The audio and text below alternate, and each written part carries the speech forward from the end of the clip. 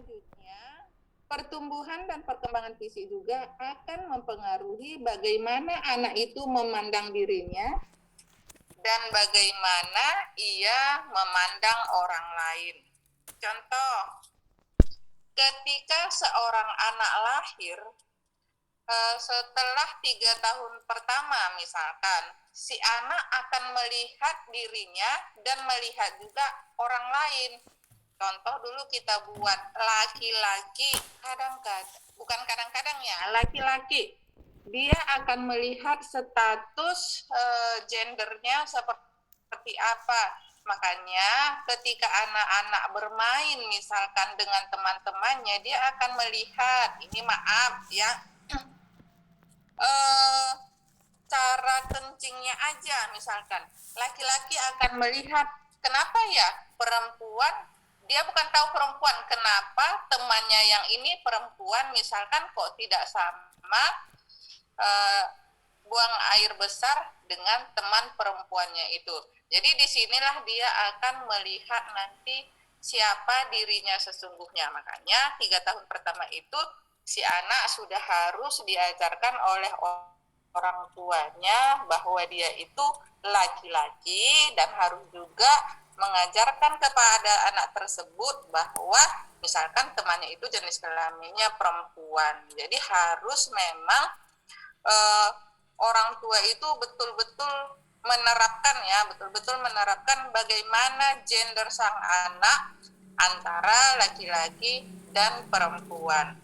Karena masih banyak nanti dilihatnya perbedaan. Oh, perempuan kenapa begini? Laki-laki kenapa begini? Gitu.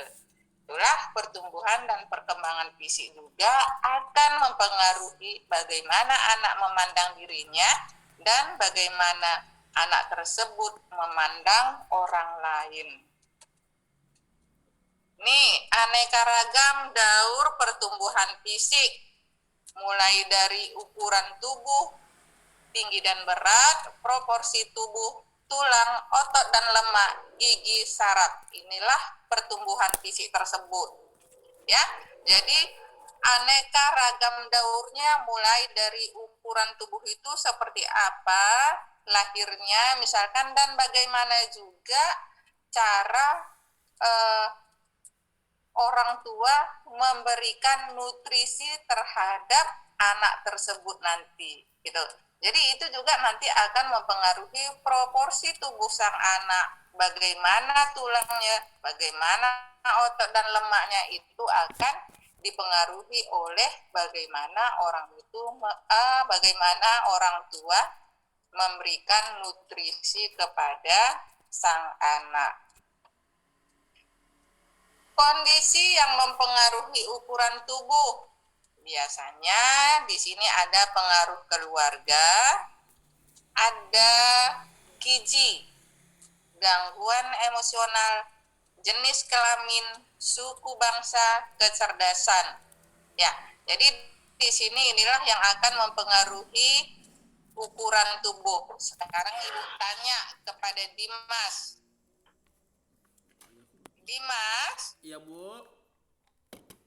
Kenapa bisa jenis kelamin mempengaruhi ukuran tubuh? Kenapa jenis Kelamin bisa mempengaruhi ukuran tubuh seseorang? kurang tahu, Bu? Oh, kurang tahu. Kira-kira siapa yang tahu? Nur? Bisa, Nur? Bisa jadi karena faktor keturunan. Kan biasanya kalau jenis kelamin perempuan itu ngikut gennya itu dari seorang ayah. Tapi kalau ayahnya ukuran badannya besar, jadi anak perempuannya bisa ikut badan ayahnya, Bu. Oke. Siapa yang lain lagi, si Pina? Kenapa suku bangsa bisa mempengaruhi misalkan ukuran tubuh, Pina? Kurang tahu, Bu. Kurang tahu. Siapa tadi masuk satu lagi? Andi, Bu. Andi, Bu. Nurmala mungkin, Bu.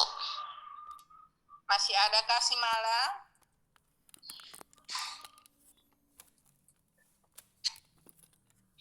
Oke, jadi Ibu jelaskan ya.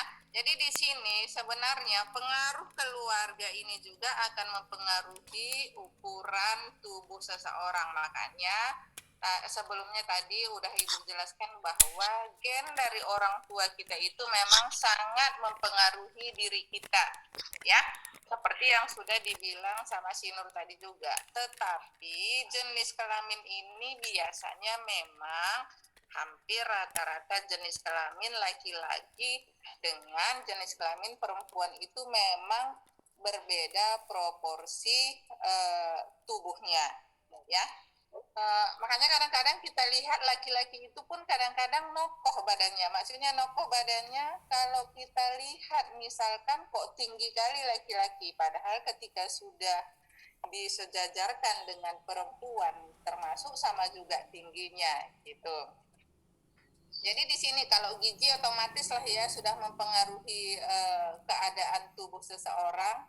Yang gizinya bagus biasanya diikuti lagi dengan senam, walaupun misalkan gen dari orang tuanya pendek, ada juga bisa mempengaruhi lebih tinggi lagi proporsi tubuh anaknya tersebut gitu. Di sini ada suku bangsa. Ya, suku bangsa tadi biasanya akan pasti mempengaruhi ukuran tubuh seseorang. Ya, tadi udah Ibu jelaskan juga, kita orang Asia misalkan dengan orang Eropa pasti berbeda ukuran tubuhnya. Jadi kecerdasan juga biasanya mempengaruhi ukuran tubuh seseorang. Kenapa bisa kecerdasan mempengaruhi ukuran tubuh seseorang? Karena dengan adanya intelijensi yang baik, seseorang itu akan berusaha bagaimana caranya juga untuk mempertinggi ukuran badannya. Status sosial ekonomi udah pasti, inilah tadi gizi dengan kesehatannya, gangguan emosional, fungsi endokrinnya. Makanya di sini misalkan kenapa gangguan emosional bisa mempengaruhi bentuk atau ukuran tubuh seseorang. Salah satunya adalah di sini ketika fungsi endokrin kita, yaitu bagaimana diri kita misalkan bisa memaksimalkan diri kita dengan hal-hal yang baik, tetapi karena gangguan emosional kita berarti fungsi endokrin kita menjadi terhambat sehingga perkembangan ukuran tubuh kita juga akan terganggu. Ya, inilah dia kondisi tubuh yang mempengaruhi ukuran tubuh. Ya, proporsi tubuh, perbandingan besar kecilnya anggota badan secara keseluruhan, perubahan proporsi tubuh mengikuti hukum arah perkembangan. Maksudnya hukum arah perkembangan di sini adalah bagaimanapun dia berkembang secara mengikuti cephalocauda atau proximodisal, yaitu bagaimana misalkan pasti akan semakin besar semakin tambah proporsi tubuh kita. Ya, seperti yang dijelaskan pertama tadi, mulai terjadi pembuahan itu dari sebesar apa kita katakan ya, entah pun bukan segini pun ya gitu. Jadi segitulah tumbuh. Itulah yang dikatakan mengikuti hukum arah perkembangan. Tetapi kenapa dikatakan ketika sudah usia 18 tahun atau 17 tahun, perkembangan proporsi tubuh kita atau perkembangan fisik dari tubuh kita itu sudah istilahnya tidak bisa dikembangkan lagi atau mau kita lebih tinggi gitu. Tetapi ketika masih kecil masih bisa kita buat suatu bagaimana caranya misalkan untuk mempertinggi diri kita gitu. Tetapi beda sampai usia 17 tahun itu, tapi paling paling ini usia 22 tahun lah. Usia 22 tahun itu tidak akan bisa tambah lagi tingginya gitu. Kalau misalkan yang mau meninggikan badannya.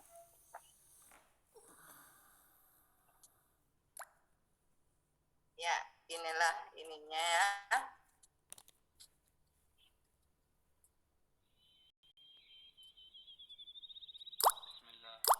Ini bentuk atau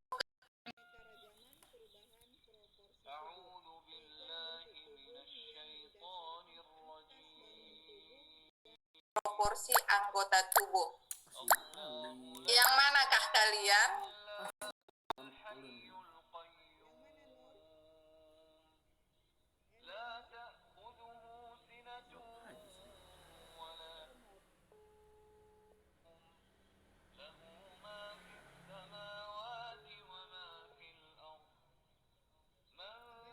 Kan karena dia nggak tuh. Apa Dian? Kok tengok aku?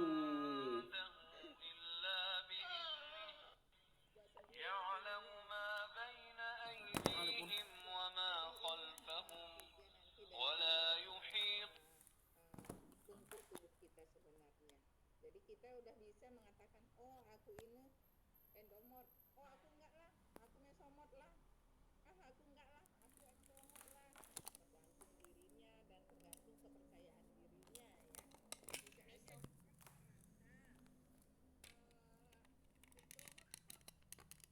Kadang-kadang menurut orang dia mesomorf misalkan, atau malah endomorf misalkan. Itu tergantung kepercayaan dirinya aja.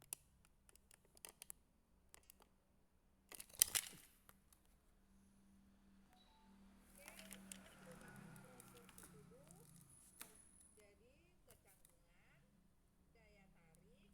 sikap sosial, khawatir proporsi tak seimbang, dan status kematangan. Inilah dampak dari perubahan proporsi tubuh tadi.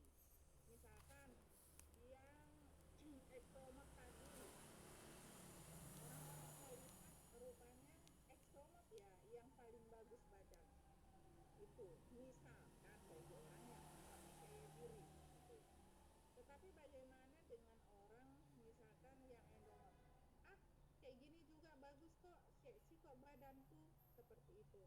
Tetapi dampak dari perubahan proporsi tubuh itu juga ada sesuatu ke keadaan psikologis kita.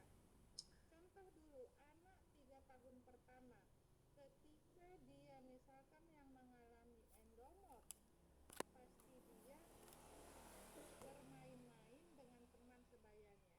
Misalkan, kalau kita bilang anak 3 tahun itu umur 3 tahun itu berat badannya secara proporsionalnya kita buatlah 18 kilo ya, 18 kilo atau 20 kilo ya. Tetapi ketika misalkan ada anak sebaya dia atau 3 tahun itu berat badannya misalkan orang umumnya 20 kilo, dia 35 kilo, maka akan mempengaruhi nanti dalam bersikap sosial. Kenapa? Orang gampang rasanya lari-lari sana sini, main-main, lompat sana sini, atau melihat aja gitu. Kenapa hanya melihat aja? Karena dia pasti akan mengalami mudah mengalami kelelahan, sehingga aktivitasnya pun dalam bermain tidak sesuai dengan teman sebaya pada umumnya gitu. Jadi itulah yang akan mempengaruhi perubahan proporsi tubuh. Sama seperti kalau orang remaja gitu.